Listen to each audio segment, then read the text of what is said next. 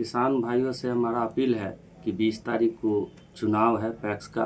उस चुनाव में सब बढ़ चढ़ के हिस्सा लेके अपना अपना मत सही जगह पर दे और अपने रामनगर पैक्स के विकास में उसके हिस्सेदारी में अपना भागीदारी बनाएं।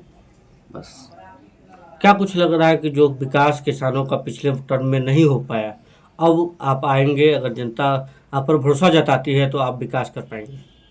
मेरा कहना है कि अगर मैं इस पैक्स चुनाव को जीतता हूं तो जो पैक्स के माध्यम से सरकारी तरीके से जो भी चीज़, जो भी वस्तुएं जनता को या किसान को उपलब्ध कराया जाता है, उसमें किसी भी तरह का कोई भी दलाली, किसी भी तरह का कोई भी कंप्रोमाइज़ न करते हुए सीधा सरकार के द्वारा जनता तक पहुंचाने का काम हम करेंगे।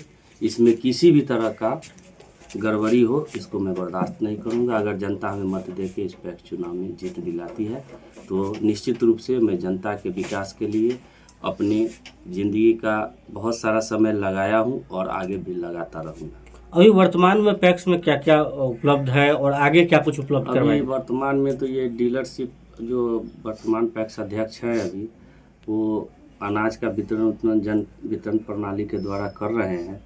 बस उसके बाद तो हमें लगता है न खाद बीज किसी प्रकार का कोई सुविधा किसी भी जनता को नहीं मिल रही है और न ही उनका व्यवहार विचार किसी के प्रति सही है। जिसका तो आप फील्ड में जाइएगा, मीडिया कर्मी लोग तो देख ही लीजिएगा जो उनका जनता के प्रति क्या रुझान है और जनता का उनके प्रति क्या रुझान है। कृषि यंत्र को लेकर भी किसानों में नाराजगी है, तो उन किसानों को नाराजगी कैसे दूर करेंगे?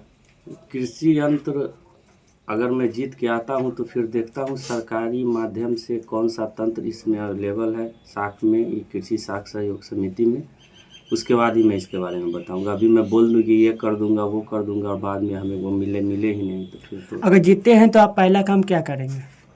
हम जीतते हैं तो सबसे पहला काम करेंगे कि अगर सरकार खाद और बीज, जो किसान का मुख्य जो उनको दिक्कतें होती है फसलें खेती करने में, या उनका जो धान या गेहूं या कोई भी जो वह उपजा करते हैं और उसको सही और उचित मूल्य सही समय पर नहीं मिल पाता है, इस काम को मैं सर्वप्रथम करूंगा। जो उनका जो धान गेहूं का जो खरीदारी होती है वह सही समय पर सही मूल्य उनको प्राप्त हो, इसके लिए मैं सबसे पहले काम करूँगा। चुनाव जी आ गया तो ऐसे में किसान भाइयों से क्या कुछ अपील करेंगे? हम अपील करना चाहते हैं कि देखिए, ईश्वर ने मोती का माला हमें दिया है, एक नंबर पर आप भी उस माला को पहनाइए।